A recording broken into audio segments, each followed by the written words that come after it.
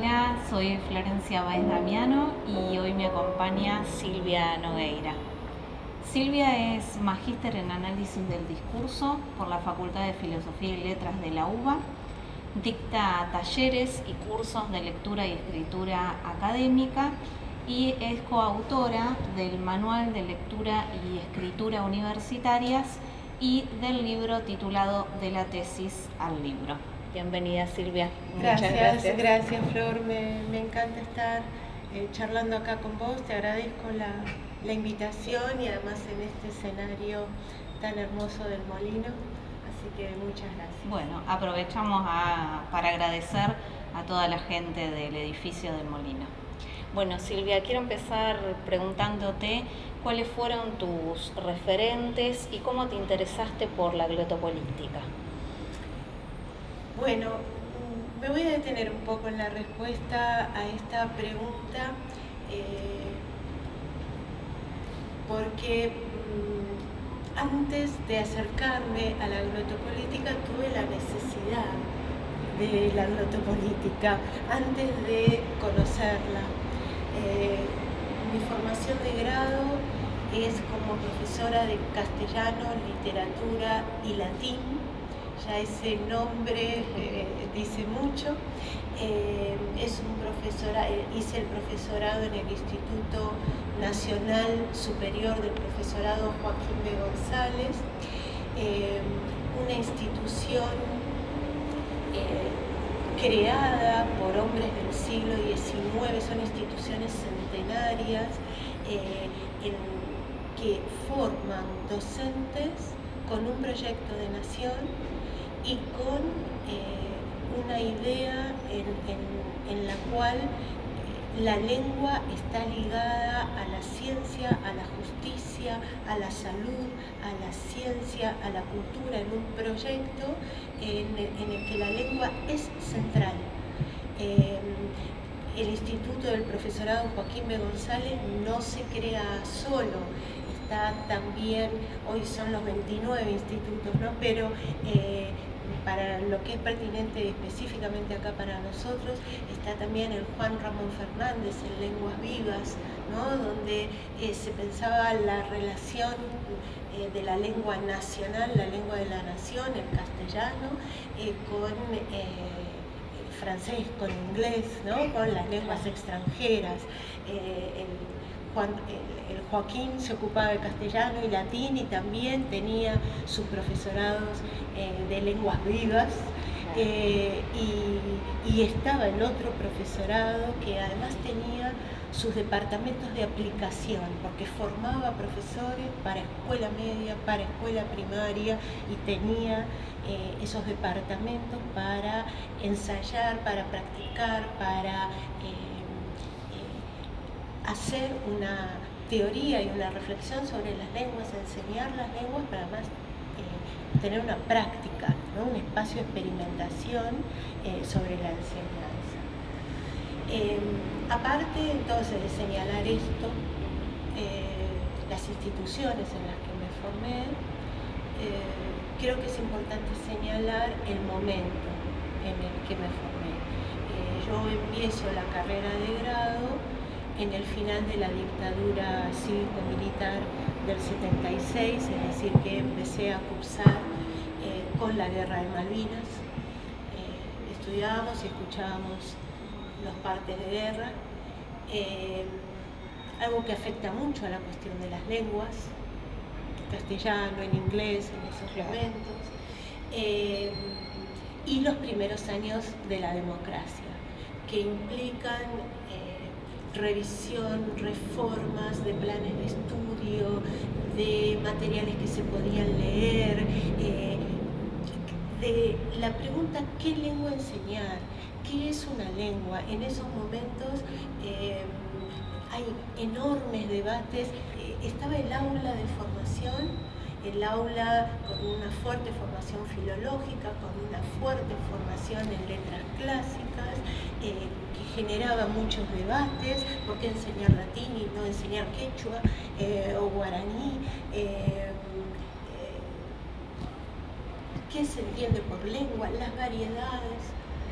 Yo hago las prácticas profesionales dentro de la carrera y me prohibían usar el vos, no podía vocear.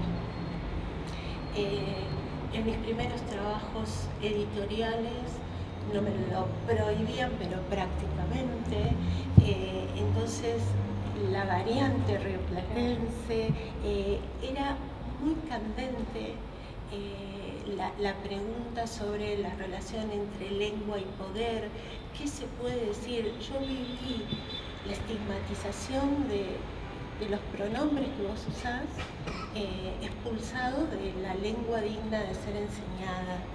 Entonces, bueno, con las cosas que te estoy diciendo, te darás cuenta que se vivía el conflicto que hoy es objeto de estudio de la glotopolítica, con la que no contaba como marco para explicar y para pensar esos problemas que nos afectaba como colectivos, ¿no? Estaba el aula de formación docente y estaba los pasillos, las aulas de las asambleas, de los encuentros, de las discusiones, porque estos profesorados, especialmente Joaquín B. González, hicieron un gran trabajo de discusión interclaustros. Entonces se aprendía tantísimo en esos espacios de discusión en los que nos encontrábamos con estudiantes, con profesores en otra situación, con otros contenidos. Y a Elvira Arnú, que yo la había conocido como mi profesora de una de las gramáticas, muy rigurosa en la distinción entre oraciones unimembres y bimembres, muy preocupada por eso. La encontré otra vez allí, organizando interclaustros la maestría en Ciencias del Lenguaje. Bueno, en ese contexto, Elvira Arnú hace una conferencia inaugural sobre glotopolítica. Sí, cuando la maestría cumple 10 años, se hace un simposio cuyas actas el Joaquín publica, que tienen un prólogo que da cuenta de todo este proceso de creación de la maestría dentro de la tradición de los profesorados, con su preocupación por las lenguas y con el desplazamiento de una preocupación de la lengua y la nación hacia la lengua y la región. Y Elvira presenta la ponencia titulada Glotopolítica, transformaciones de un campo disciplinario, que es un clásico de la escuela glotopolítica argentina, que abría caminos de trabajo. Claro. Quiero preguntarte por tu formación en latín. En la actualidad estamos viendo que algunos diseños curriculares, por ejemplo, el diseño curricular de Provincia de Buenos Aires de los profesorados en lengua y literatura, presentan un desplazamiento de materias como latín o lenguas clásicas. ¿Qué implica este desplazamiento o a qué intereses responde? No es un proceso nuevo el desplazamiento del latín. Cuando yo terminé la carrera de grado, mi primera especialización la hago en latín, en el medio de debates, y de hecho generó problemas entre grupos que yo eligiera esa especialización, que se discutía porque era el concepto de representación social, ¿no? Las representaciones que portan las lenguas y cómo se las denominan, es una lengua muerta, para qué sirve, etcétera, ¿no? Y a esas preguntas se las contestan con lugares comunes que se repiten sin mayor fundamento de estudios, de investigaciones. Eso por un lado. Por otro lado, dentro de políticas de descolonización, una lengua como la latina, que está asociada con la lengua del imperio o con posiciones reaccionarias o instituciones muy conservadoras, la lengua arrastra eso que puede hacerla desestimable frente a otras. Sin embargo, cuando yo me decido por hacer la especialización en clásicas, donde mi referente es Marta Arroyo, el latín está visto desde otro lugar. En primer lugar, no la pensamos como lengua muerta, es la historia de nuestra lengua, es conforma una identidad que va más allá de las lenguas romances. Marta Arroyo es además autora de un manual de latín latinoamericano que tiene un enunciador ubicado en América y no ubicado en una lengua nacional, si bien está escrito en castellano, pero que piensa en Latinoamérica, no en Iberoamérica, no en Hispanoamérica, sino en Latinoamérica.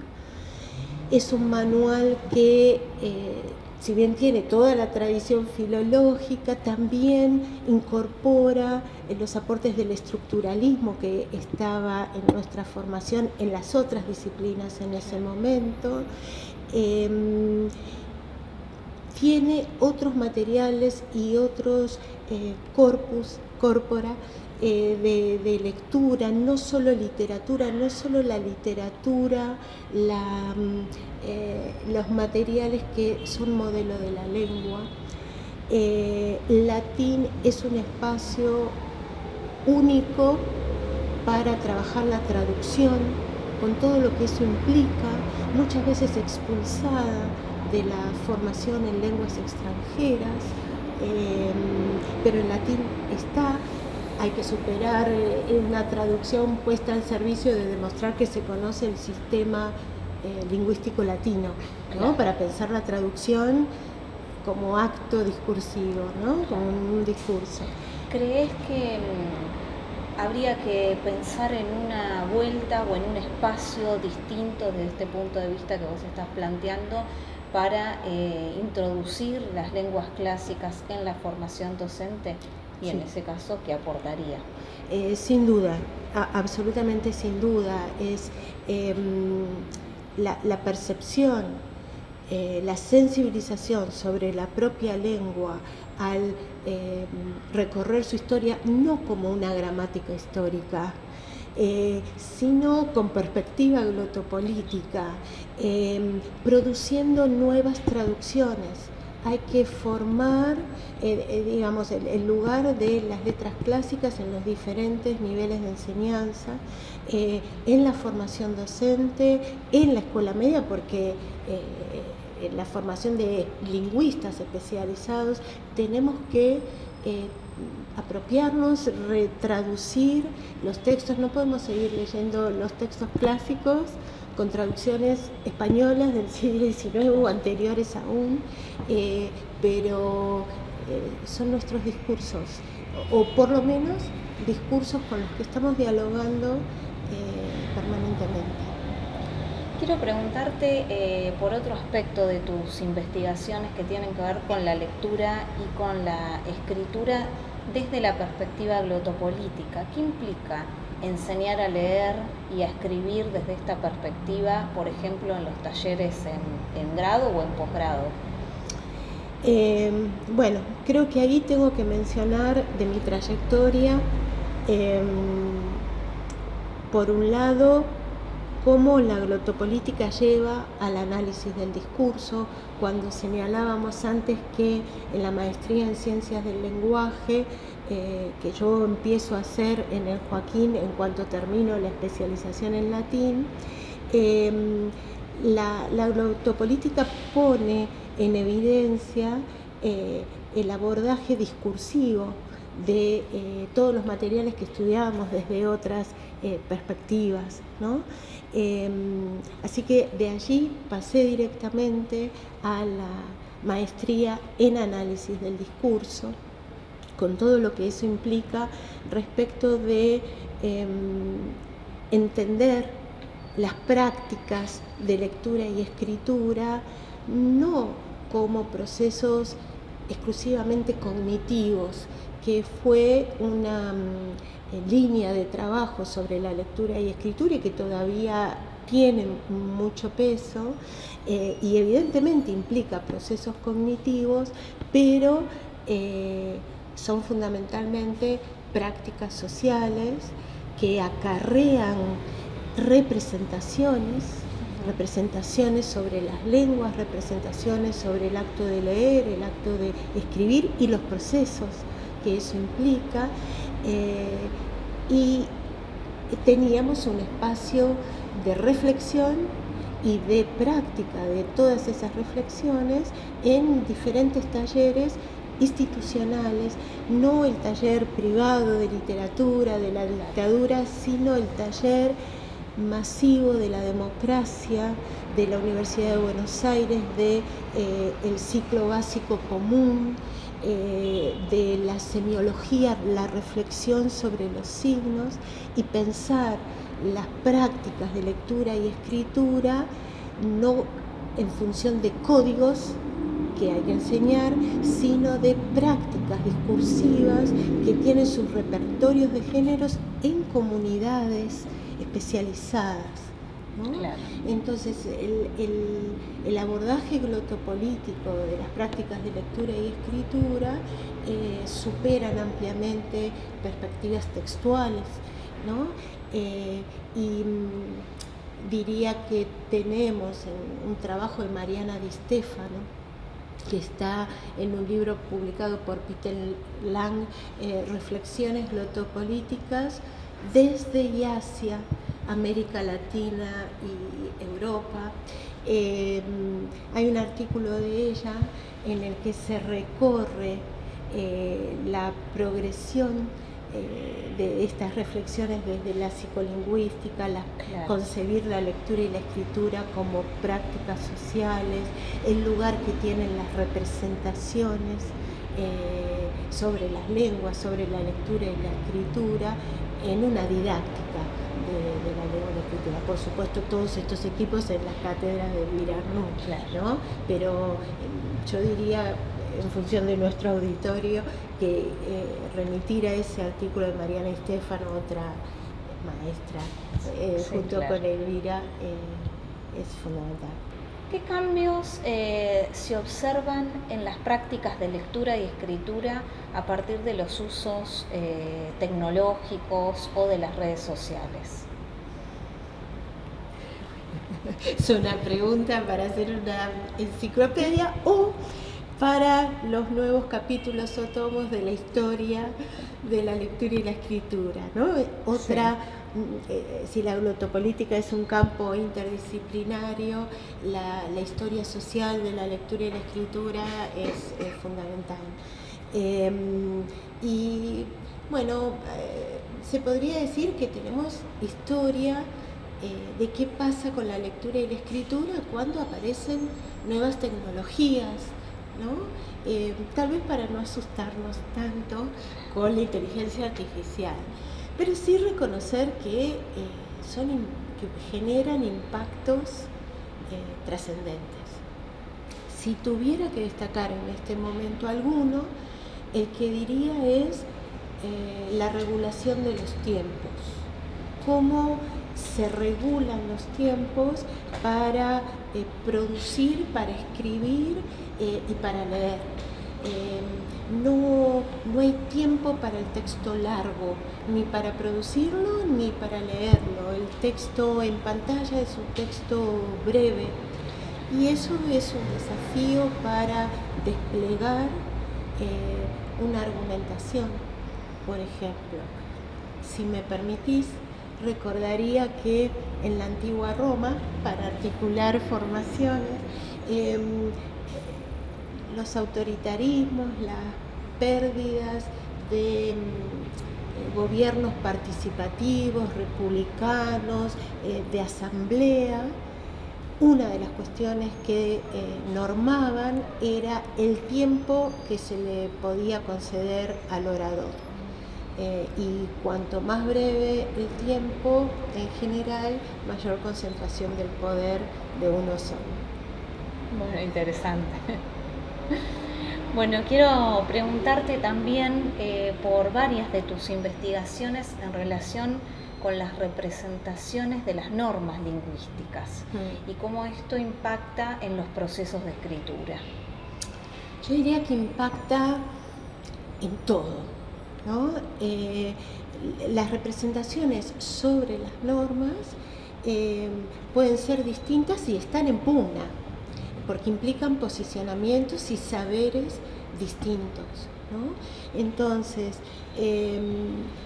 destacaría la cuestión de que puede haber representaciones de las normas que las naturalicen, que hagan una fetichización de los códigos, ¿no? Que no los vean como sistemas que son históricos y que son variables de comunidad a comunidad de pleno derecho, ¿no? Y entonces muchas veces las normas pueden, en esa cristalización, en esa fetichización, obturar el derecho a la palabra de grupos minorizados, ¿no? Con todo lo que eso implica respecto de producir discursos, de hacer circular discursos, y otros tipos de normas que las vean dinámicas, adaptables, variables, etcétera, pueden, por el contrario, facilitar la producción, ¿no? También es allí importante pensar en las normas explicitadas y las normas implícitas, las normas explicitadas que se pueden hacer objeto de discusión frente a las que no, ¿no? Pero destacaría eso, que tienen que ver con la posibilidad de obturar discursos, no solamente la palabra, que obturar el derecho a la palabra de algunos que sostienen la norma hegemónica, o la posibilidad de multiplicarla y hacer una sociedad más diversa. Claro. ¿Qué diferencias hay entre el discurso científico y otros tipos de discursos?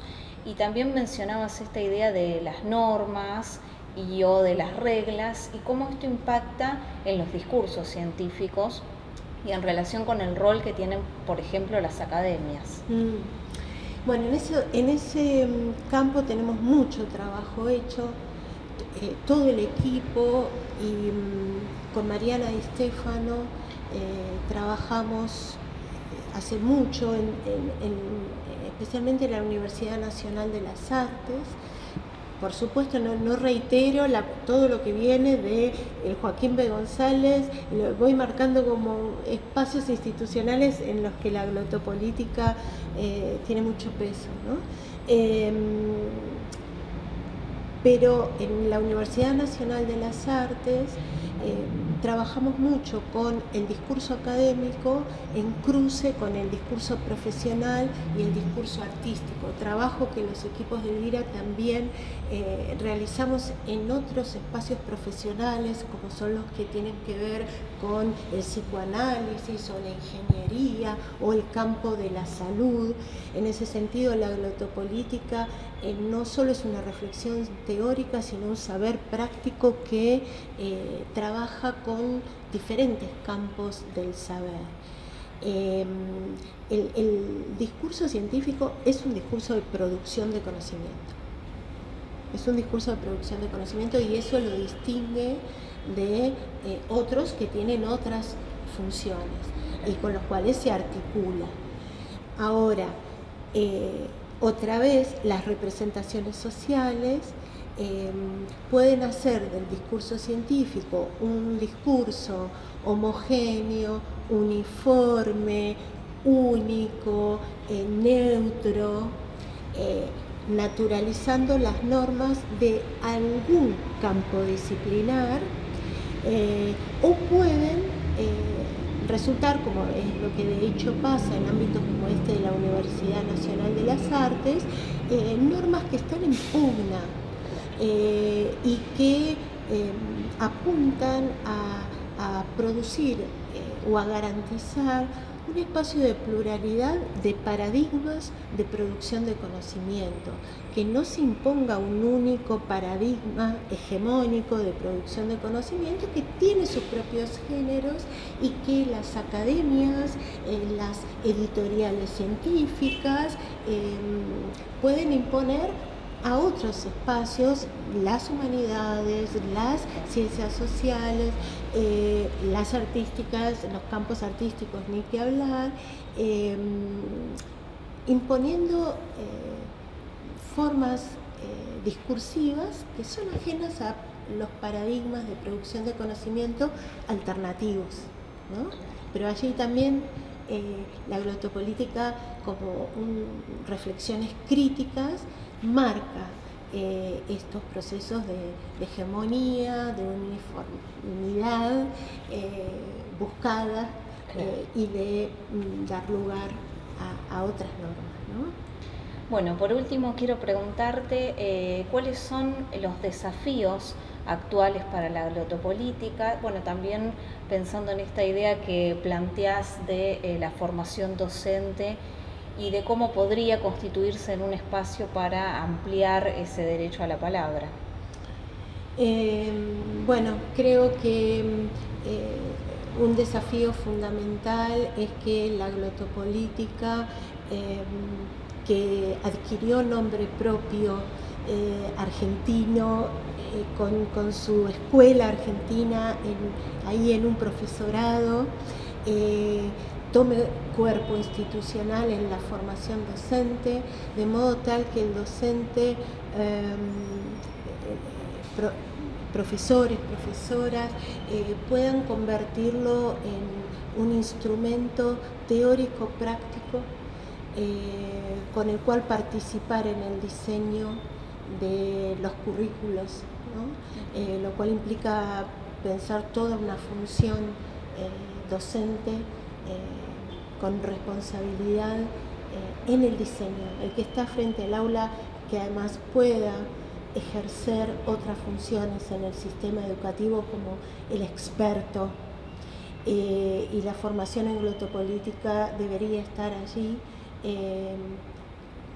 con el nombre de una asignatura, con el diccionario que tenemos que construir de glotopolítica, así como tenemos el diccionario del análisis del discurso, creo que tenemos que hacer el diccionario de glotopolítica. ¿Se puede pensar en una didáctica glotopolítica? Sí, claro. Claro que sí, y que fuera más allá de la enseñanza de las lenguas.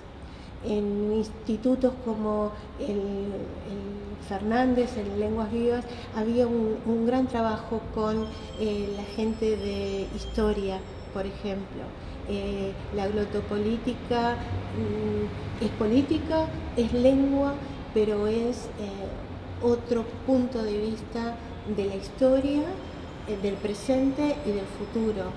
Y cuando la historia parece perder también espacios en la formación, creo que es muy importante subrayar que la glotopolítica no es solo una cuestión lingüística, sino interdisciplinaria.